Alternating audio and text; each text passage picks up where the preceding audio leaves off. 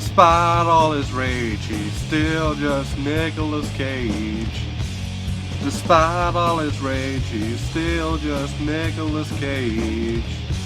And someone will say his career can never be saved. Despite all his rage, he's still just Nicolas Cage. Welcome to Just Nicolas Cage, where I very slowly work my way through Nicolas Cage's filmography. Today's movie is the first of Nicolas Cage's many Man movies. What, you don't know about Nicolas Cage's Man franchise? You've got The Weatherman, Wicker Man, Mandy, The Humanity Bureau, Captain Corelli's Mandolin. Well, anyway, today I'm talking about the 2000 rom-com family drama, The Family Man. In The Family Man, Nicolas Cage's character leaves his long-term girlfriend Tia Leone in pursuit of a career in 1987. And now it's 13 years later and Nick Cage is a rich Wall Street big shot. And then one night on Christmas Eve, he bumps into Don Cheadle, who gives him a glimpse into the life that he would have lived if he hadn't broken up with Tia Leone 13 years ago. And then he wakes up married with 2 kids and a house in the suburbs and a job at a tire company. Now he's forced to walk in the shoes of a suburban family man life that could have happened. You know, often in film criticism you come across the words Kafka-esque and Capra-esque, and I often get them mixed up. But Kafka-esque refers to something reminiscent of the work of author Franz Kafka, who wrote that book about the guy who turns into a giant cockroach. And the term Kafka-esque now usually means something that's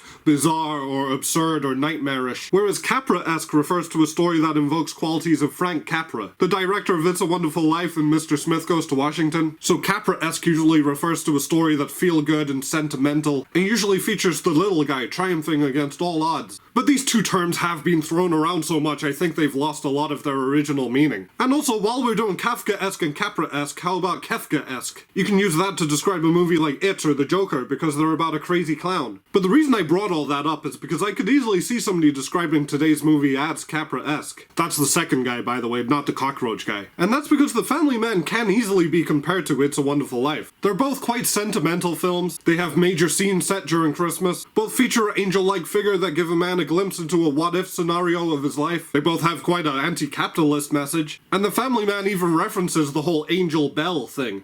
Some kind of a signal?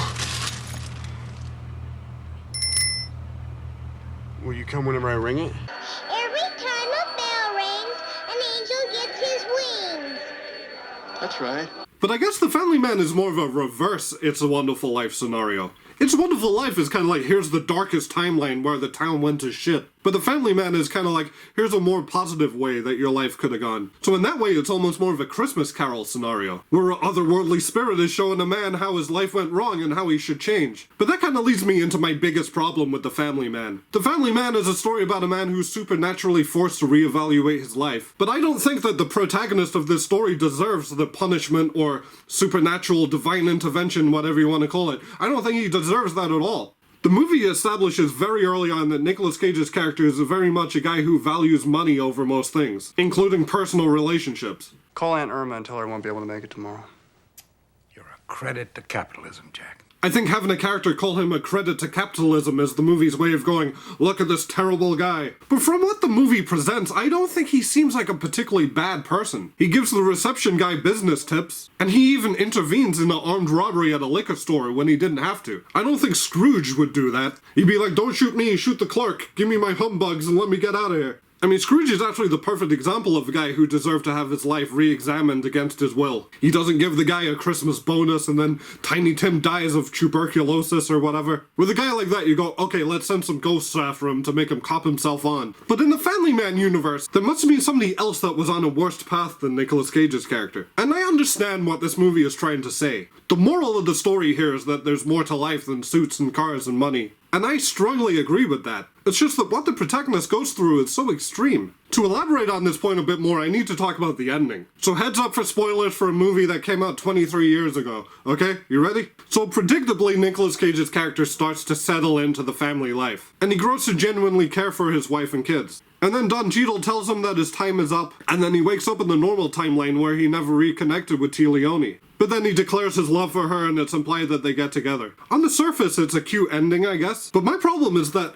those those adorable kids from Nicolas Cage's alternate life that he's had this connection with and he's cared for them over the last few months, those kids have now been erased from existence. I know it was only a glimpse into an alternate timeline, but Nicolas Cage's character lived through it. It was real to him, and he still has his memories of them. And even if Nicolas Cage and T. Leone have kids now in this prime timeline, they're not going to be those same kids. I know, it just seems so horrible to go, here are these kids that I'm going to force you to live with. Oh, you like the kids now? Well, now they're gone forever. It kind of reminded me of that episode of Star Trek The Next Generation, where Picard lives this whole lifetime in 25 minutes. Also, at the end of the movie in the regular timeline, T. Leone is now a work-focused businesswoman. So is she even going to want to live the family life that Nicolas Cage wants? So now is Don Cheadle going to show up and torture her too? It's just so cruel and harrowing to put somebody through that and snatch it away. It really is a bizarre and absurd and nightmarish situation that this movie presents. I guess you could call it Kafka-esque. Am I even using that right? I don't even know at this point.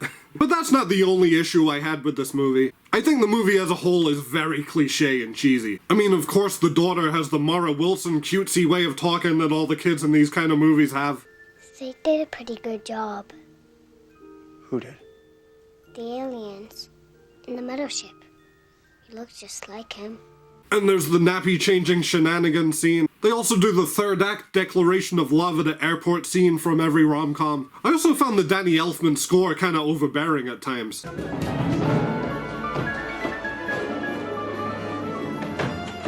But that's not to say that I didn't enjoy anything about the movie. There's two scenes in particular that stood out to me. The first is the chocolate cake scene, when Nick Cage and T. Leone pretend to have an argument about cake and they chase each other around, but it's done in a flirtatious manner and it's quite funny.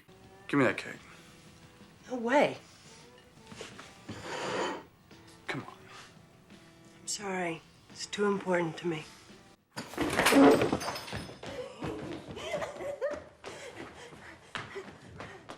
Ta-da!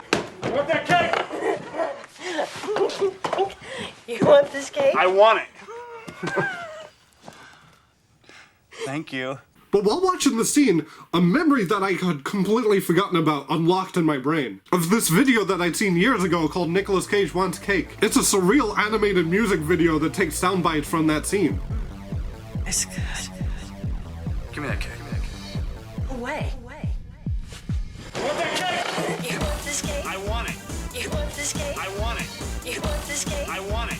You want this cake? Ta-da! It's kind of funny and it's animated well, and it's cool rewatching it now that I finally know the context after all these years. And then I went one step further down the rabbit hole and I found a video that uses audio from that, but it's animated to characters from Five Nights at Freddy's or some shit. Then I got looking at the view counts of these videos. An upload of the original scene from The Family Man has 1 million views. That animated Nick Cage remix has 16 million. And Chica Wants Cake, whatever the hell that is, has 55 million views. So that's the legacy of The Family Man, a parody of a remix of a scene. Because that's the world we live in, I guess. But the other scene I really liked is when Nick Cage is watching this tape from the alternate timeline where he's singing to his wife on her birthday. Now I don't wear a diamond ring. I don't even have a song to sing. All I know is la la la la la la la la la means I love you. It's a fun moment because Nick Cage is singing, which I always love, but it's also quite powerful because you have prime timeline Cage seeing this insight into how in love and content he was with his wife. And the juxtaposition of how happy he is in the tape is contrasted with his serious facial expression while watching it, because he's having this important epiphany. It really is a beautiful scene, but I also couldn't help but be reminded of another scene in a Nicolas Cage movie where he's watching a tape. All I know is la la la la la la la la la means I love you. La la la la la la la la la means I love you. So let's get into the characters and the performances, starting with Nicolas Cage. Nick Cage does do a great job here. It's not an easy role because there's a lot of facets of the character that he has to play. The money-driven businessman, the guy who's bewildered and exasperated by the situation he's in, and also the charming family man. And the movie does do well to give Nicolas Cage a lot of moments to shine. I mean, the opening credits of the movie is him singing opera while only wearing his underpants.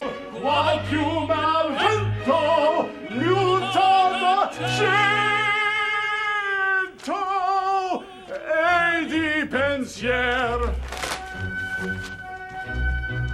Nick Cage's performance is a crucial part of the movie, and it's one of the things that kept it from fully falling apart. Another anchor of the film is T. Leone. She has an effortless charm to her. Her and Cage have great chemistry together, and you can easily see how somebody would fall in love with her. Don Cheadle is the angelic figure that kickstarts the plot of this whole movie. Don Cheadle does okay with the part he has. I called his character an angelic figure, but I don't think his character is an angel. I mean, what angel does fake armed robberies and subjects people to psychological torture? I see him more as like this multi-dimensional overseer. He has access to all the timelines in the multiverse, but sometimes he just screws around with them because he's bored. Whatever he is, he does kind of seem to fall into that trope of the magical...